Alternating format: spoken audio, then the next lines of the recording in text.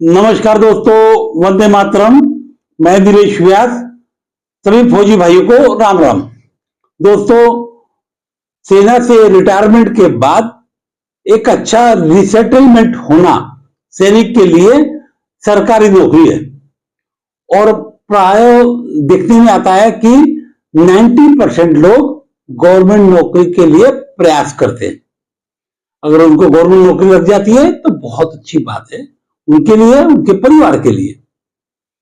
पर बड़ा अचरज होता है, और आज एक पेपर की न्यूज आपको बता रहा हूं कि हमारे साथ कैसा हमारे को हमारे हक से बेदखल होना पड़ता है, या हमारा हक हमको नहीं मिल पाता है, हमारी वैकेंसी दूसरे को चली जाती है।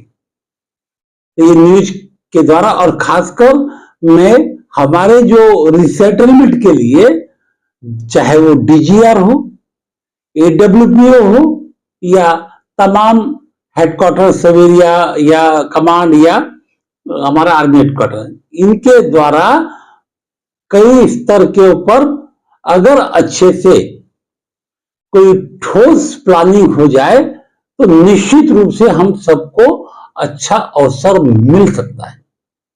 पर बड़ा दुख है कि हमारा अवसर सिविलियन के पास जा रहा है, क्योंकि राज्य सरकार, केंद्र सरकार के नियम में हमारे को आरक्षण मिलता है।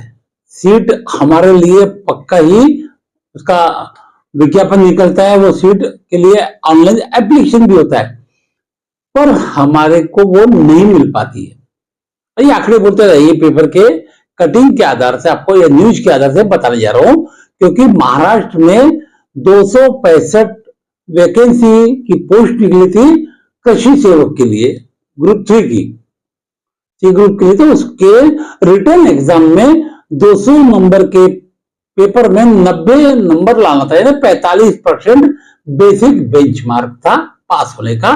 पर हमारे टोटल 21 ही एक्सर्विसमैन उसको क्वालिफाई कर पाए, और 244 वैकेंसी चली गई जो सिविल में दूसरे लोगों को मिलेगी। अब हमारा जो हक था वो तो गया, और कारण क्या है कि रिटर्न एग्जाम में हम उस कंपटीशन को अटेंड नहीं कर पाते। तो वही बात है, आर्मी में रहने के बाद पढ़ाई की ओर हमारा ध्यान नहीं रहता। एयरफोर्स वाले तो जरूर निकल जाते, पर आर्मी वाले नहीं निकल पाते। और ये वैकेंसीज तकरीबन आर्मी की ही होती है, जहां पे आर्मी के लोग क्वालिफाई नहीं कर पाते। छोटे मोटे पुलिस के क्वालिफाई हो जाते हैं, पर रिटर्न एग्जाम में, और खासकर इन्फेंट्री आरटी वाले तो नहीं हो पाते। तो ऐसी कोई ठोस नीति कि हमारा हक हमको मिल जाए, तो इसके लिए डीजीआर की बहुत सारी स्कीम होगी, बहुत बड़े बड़े अफसर उसको देखते हैं। एडब्ल्यूबीओ में भी काम चलता है, बहुत सारे इनके ऑफिस खुल चुके हैं, बहुत सारे आयोजन, सैनिक मेला, पूर्व सैनिक मेला लगता है, कर्नल वेटरन ब्रांच भी है। सब प्रयास होते हैं, पैसा खर्च होता है, पर रिटर्न एग्जाम के लिए कोई भी तैयारी नहीं की जाती है, और मेरे को तो दिखने में आया नहीं। अगर डीजीआर बाकी कोर्स के साथ साथ एक कोई कोर्स कम करके रिटर्न एग्जाम की अगर कोई क्लासेस कंडक्ट करे, तो हमारे पूर्व सैनिक रिटायरमेंट के पहले ही फिजिकली, मेंटली फिट हो जाएंगे कि हमें रिटर्न एग्जाम में किस प्रकार से अपेयर करना है, बैठना है, उसकी तैयारी करना है।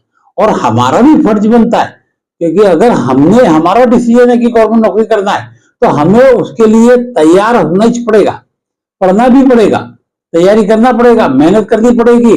परिस्थितियां कैसे भी हो, हमारा डिसीजन हमको उसमें पार पाना ही है। पर साथ में डीजीआर, एडब्ल्यूपी और बाकी जितनी भी अथॉरिटी है उसका थोड़ा सा भी सहयोग मिल जाए, सपोर्ट मिल जाए, क्लास मिल जाए, क्योंकि हमारे को सिविल में जो यंग एज के लड़कों के साथ क्लास करने में भी कठिनाई होती है।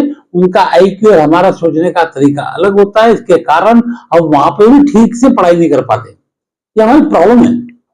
हम क्लास जाते होंगे हमारे एक्सपीरियंस, उसमें कोई दो राय नहीं, लगाते भी होंगे, पर वहां का माहौल और उन बच्चों के साथ पढ़कर तैयार होना मुश्किल हो जाता है। तो इसके लिए डीजीआर ने कोर्स चलाना ही चाहिए।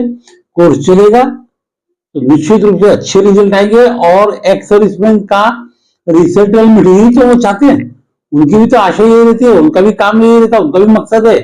पर ये मकसद कहीं ना कहीं टूटते जा रहा है, तो इसके लिए प्रयास करना चाहिए। दोस्तों, मेरा वीडियो अच्छा लगा तो इसको लाइक करें, सब्सक्राइब करें। नमस्कार, थैंक यू, जय हिंद, वंदे मातरम।